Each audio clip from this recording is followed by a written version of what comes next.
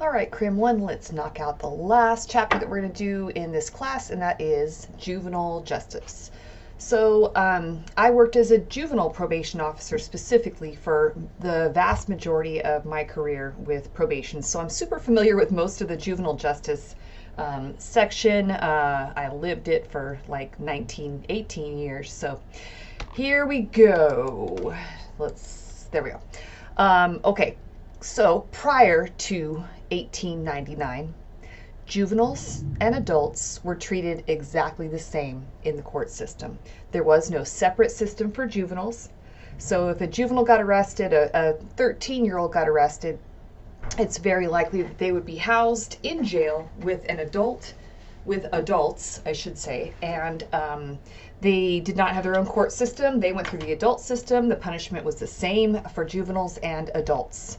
So around that time, just before 1899, the Quakers came to the United States, and they were a religious group, and they pushed pretty hard for a court system that would deal with juveniles specifically.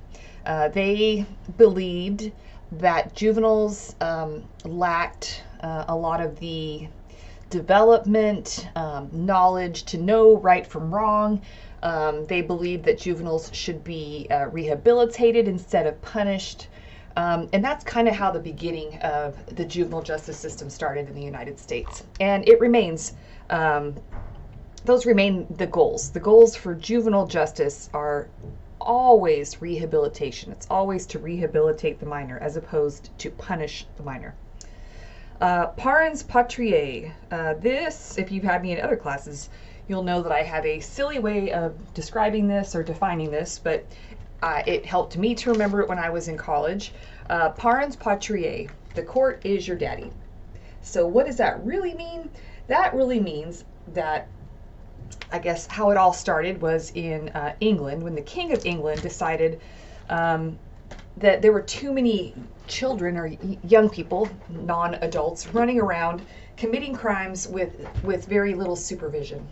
The king decided that he should step in and act as a parent to all of those wayward children, or children that weren't doing what they were, children who were committing crimes and things like that. So the concept of the juvenile court is still pretty much like that now. The court, or the judge, basically acts as a parent figure for juveniles who are on probation or who have been abused or neglected. So parens patriae means the court basically is going to step in and act as the parent, because the parent is either unwilling or unable to do so. The concept of adolescence, kind of that age between, 12 and 17, that's a relatively new one. If we go back, even for my grandparents, for example, they were not treated, they were treated like little adults. My grandpa, for example, when he was in high school, all through high school, he worked well over 40 hours a week for his parents' little diner, and he went to school full time. So we didn't have any laws that limited how many hours children could work back then. Even the whole concept of for lack of a better term, babying kids, which is something that I am guilty of. I am a helicopter parent, but anyways, that is kind of new. That is, even my generation, and I'm old, but I'm not that old. We had, latchkey kids. Parents were not nearly as involved in their children's lives as they are now. So adolescence is kind of a relatively newer thing. And then when we're talking about juvenile courts, there are two different courts. There is a delinquency court and there's a dependency court. A delinquency court handles juveniles who have committed crimes or law violations. Dependency court handles juveniles who have been abused, neglected, or abandoned. I have no idea what the screen just did, but okay. Moving on, juvenile crime today. Juvenile crime today is technically down from the mid-1990s, the crack era. As I always point out, crime was crazy out of control during that time. And a lot of times adult gangs would recruit juveniles to commit really violent crimes because they knew that juveniles wouldn't be punished, or wouldn't be punished nearly as harshly as an adult would. I'm going to go back up now to status offense. A status offense is something that is only illegal because of someone's age. So I use the example of if I, an old lady, am walking down the street at 2 o'clock in the morning, doing nothing else illegal, but just walking down the street at 2 in the morning and Fresno PD rolls up on me, is there a problem? No, there's no problem. I'm an old woman. I can walk outside at 2 o'clock in the morning if I want to. Now, imagine it's my 13-year-old daughter that's out there walking around at 2 o'clock in the morning by herself. Fresno PD rolls up on her. Is there a problem? Yeah, there's a problem because of her age. It's illegal to be out alone that late because there's curfew. All right. Next, police. Police officers have a lot of discretion when dealing with youth. They have a lot of discretion in general. I think we talked about that in one of the early on chapters, but they have a lot of discretion with youth. And they probably use it a little bit more with youth because I think a lot of times they assume and it might be true that the juveniles just don't consider the consequences of their actions and they don't think things through. And if it's a lower level offense, it's pretty likely that the police officers could potentially give a juvenile a break. Police in schools, that is, again, I say this relatively new concept. Like when I was in high school, and again, I'm old, but I'm not like, 90. When I was in high school, there was no such thing as a police officer being assigned on a school campus. And now almost every school has an officer assigned. So, the times have changed. Obviously, Columbine is something that really kind of rocked the education world and the police world. So that's kind of around the time when it was a lot more common to have police officers on campus. So yeah, and the juvenile justice system is just that. It's the justice system just for minors or juveniles under 18, not 18 and under, but under 18 who commit law violations. Minimum age for juvenile court. In most states, once on the day you turn 18, you're an adult. Most states, not all of them, but most of them. So some of them are even younger. Some of them are 17. I think some are 16. That does not mean that on their 18th birthday they're free and clear if they've committed a law violation. Let's say on their 17th birthday, the court has jurisdiction. The juvenile court has jurisdiction over juveniles in most circumstances until their 21st birthday, but if it's a serious crime, it could be until their 25th birthday. A fitness hearing. This is a hearing where a juvenile court judge decides whether or not a juvenile should be tried as a juvenile or adult. Okay, so I'm going to give you a brief example. I had this, the first fitness report that I wrote as a probation officer. Young man, well, he was 17 at the time, shot and killed his mother's pimp. Okay, so mom's pimp was walking up the walkway at their house. Mom was in the house. The juvenile was in the house. The juvenile saw the pimp. He was angry because the pimp had beaten his mother before. So he pulls out a shotgun and he blows the pimp away in the front yard.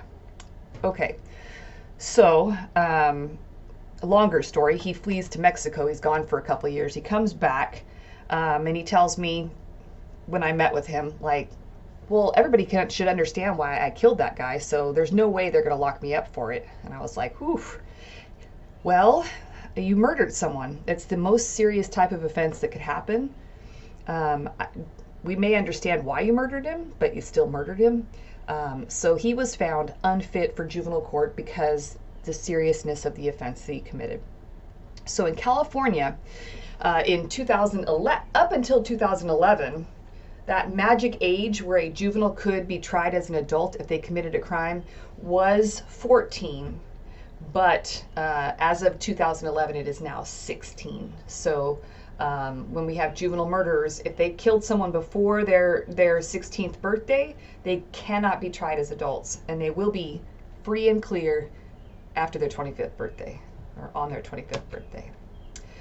There's a lot of cases dealing with juvenile rights Prior to 1967, juveniles really had zero rights in court, like none.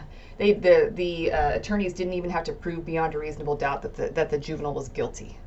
So then 1967 in Ray Galt, and that's how they refer to juvenile cases. It's not a adversarial thing.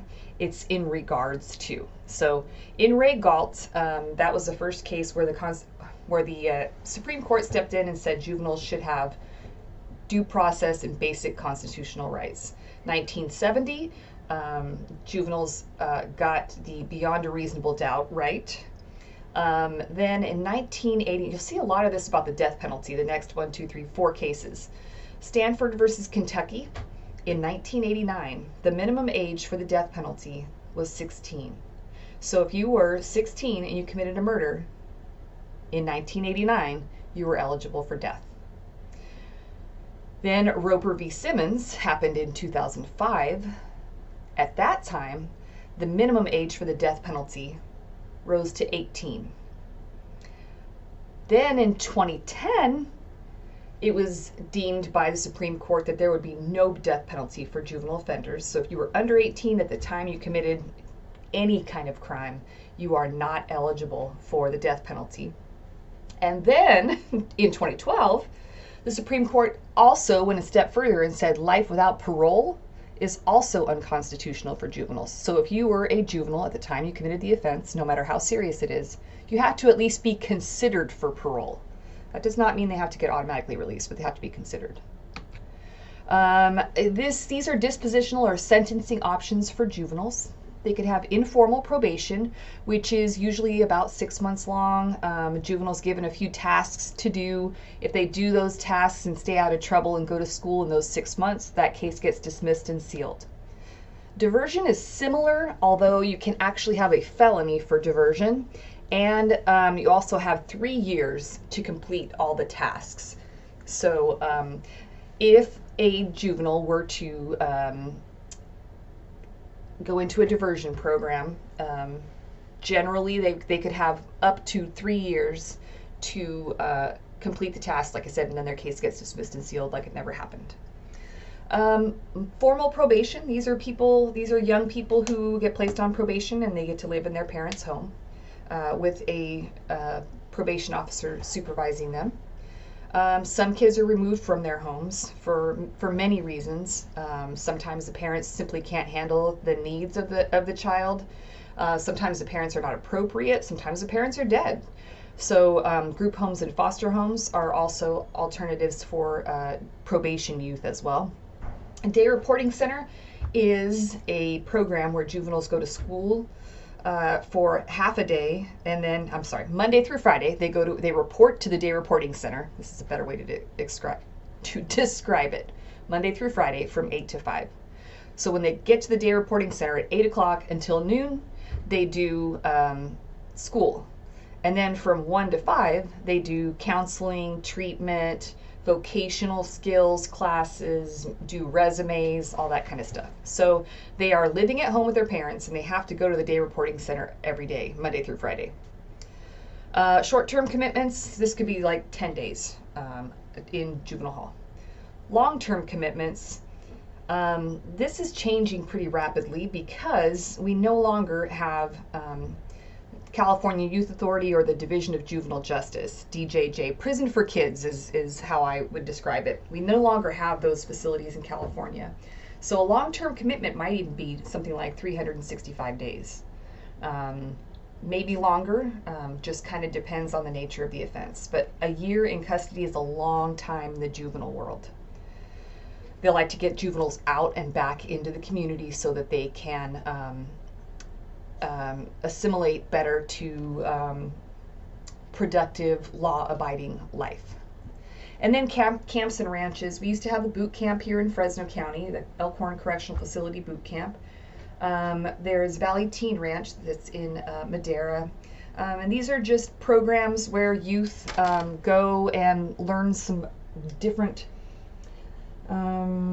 lifestyles, and by lifestyles I mean a boot camp type program is like a very militaristic style program. The ranches, a lot of times they'll teach them how to grow agriculture, deal with animals, and just get them out of their environments. So these are some sentencing options or dispositional alternatives. Court process, a lot of you know this because you wrote your research papers about, oh, maybe you didn't. I lied. Forget it. That's Crim 11 that did that, not you. So this is the process. A person gets arrested, juvenile gets arrested, or is contacted by law enforcement. The police report goes to a probation officer in the intake unit. If that officer believes it's serious enough, they will send it to the DA's office or the prosecutor's office, and they will file a petition. That's what charges are called in the juvenile court process. It's a petition. Their first hearing is a detention hearing. This is when a judge will decide whether or not a juvenile should stay in custody in juvenile hall or be released to their parent. Side note, juveniles are not eligible for bail. That's one of the rights they don't have. We already talked about one of the sentencing options. They could automatically be diverted from court and do informal probation or some sort of diversion program.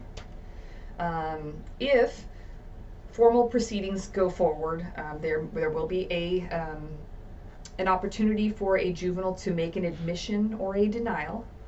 If they enter a denial, there will be a trial, which is also known as an adjudication. I always say an adjudication and then I confuse everybody. Trial equals adjudication, okay? Disposition equals sentencing. And then appeal. Hopefully, we've talked about appeal before, but maybe we didn't. So appeal is just asking a higher court to look at the lower court's decision. So that's court process. We talked a little bit about a waiver or fitness hearing. A fitness hearing is when a judge decides whether or not a juvenile should be in adult court or juvenile court. There's a couple ways of doing it. Either the DA's office can file charges directly into adult court, or it can start in juvenile court with a fitness hearing and then work its way to adult court. Ooh, and that's it.